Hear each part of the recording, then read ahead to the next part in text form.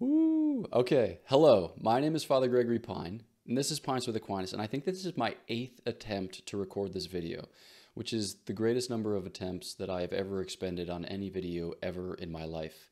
So I don't know what that signifies, but we're going to make it. We are going to make it. So we're going to talk about discernment of spirits. Buckle up. Let's go for it. All right, the question for this video comes from Jojo. He asks, how do we know when a thought is from God, from ourselves, or from the devil? So this touches on the topic which I mentioned at the top of the hour, or I mentioned at the top of the episode, which we typically call discernment of spirits. And in large part, our current 21st century understanding of discernment of spirits is largely indebted to St. Ignatius of Loyola, who wrote, the spiritual exercises, and who gave to, subsequent generations of Christians kind of criteria to work through questions of just this sort. Now, in the 21st century, one of the best proponents or one of the best expositors of this tradition is Father Timothy Gallagher.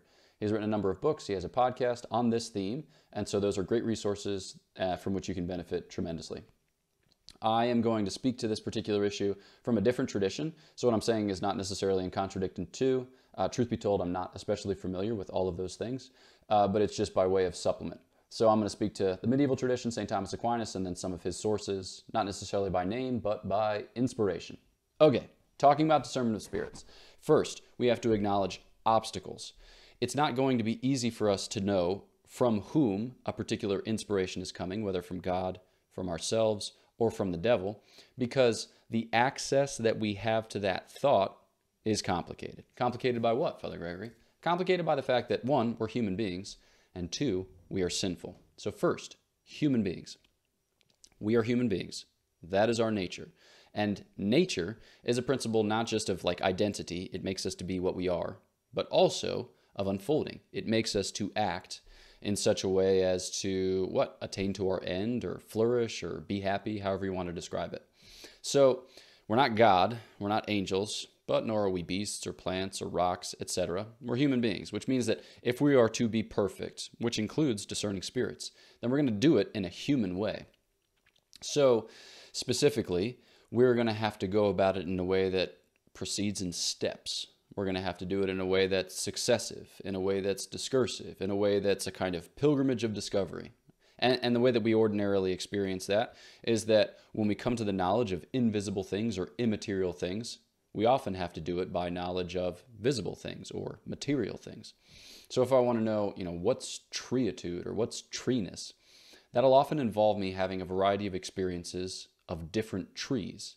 And then I go and I sort through that experience and I abstract from that experience and then I cobble together some intelligible notion of what it means to be a tree in the United States, in Switzerland, wherever I might be next, etc. All right?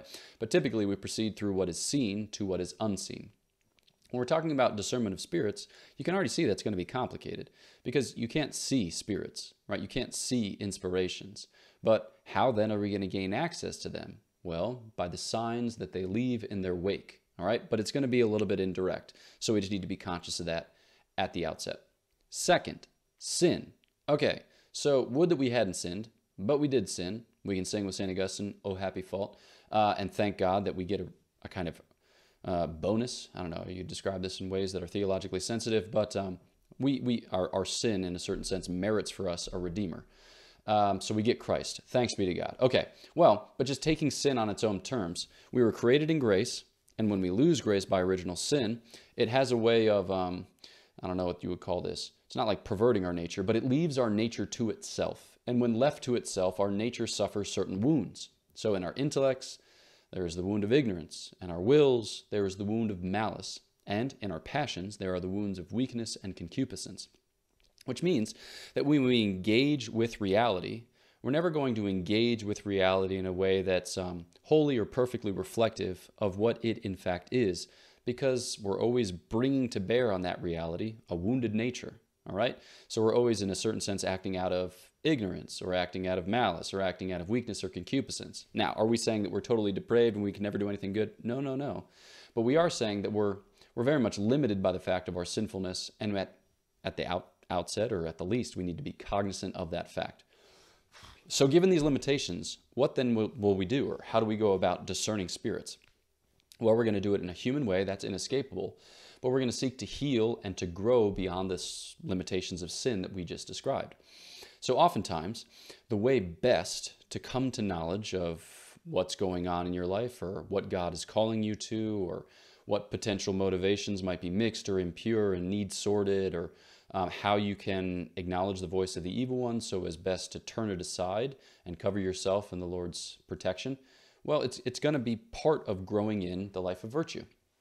Because by virtue, we ourselves are healed in our nature, and then we are kind of grown beyond the compass of human limitations.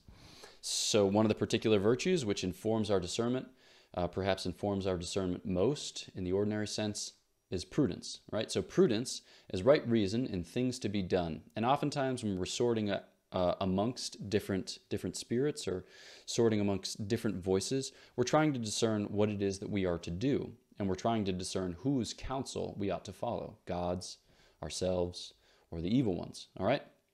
So we should seek to grow in the virtue of prudence, so that way we become more and more refined, more and more capable, more and more ready to act well when it comes to sorting out amongst our different decisions. One way in which St. Thomas describes the virtue of prudence is by breaking it up into its different individual parts.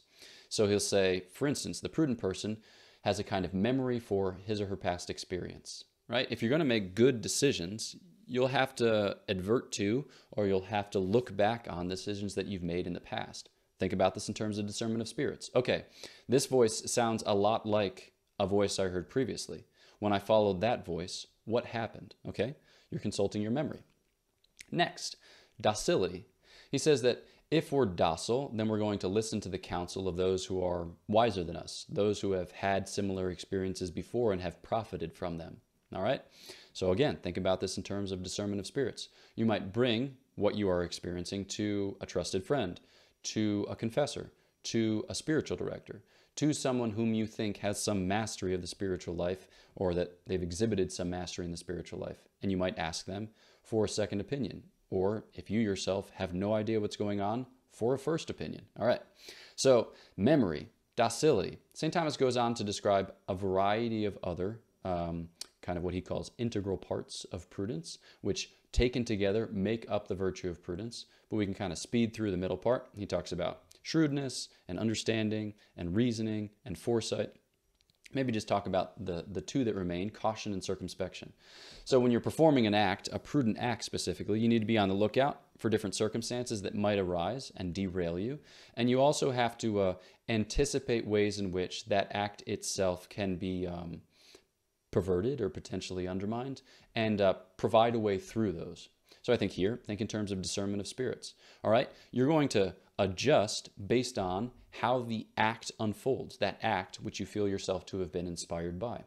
So if you're doing something, you're like, I think this is from God, I'm going to carry it out. Let's say that you think that you're called to religious life, but then as you start to discern it, right, maybe you're discerning it now for 5 months and you're just gripped by anxiety. And all you can think of is how miserable you be, and the thought of any spiritual joy is entirely robbed from you. Okay, caution and circumspection, new circumstances. We need to take account of these facts, keep persevering. Perhaps I'm potentially being derailed, but then it's not being blessed. It's not being blessed. It's not being blessed. So you need to be sensitive, or you need to, at very least, be responsive to that fact.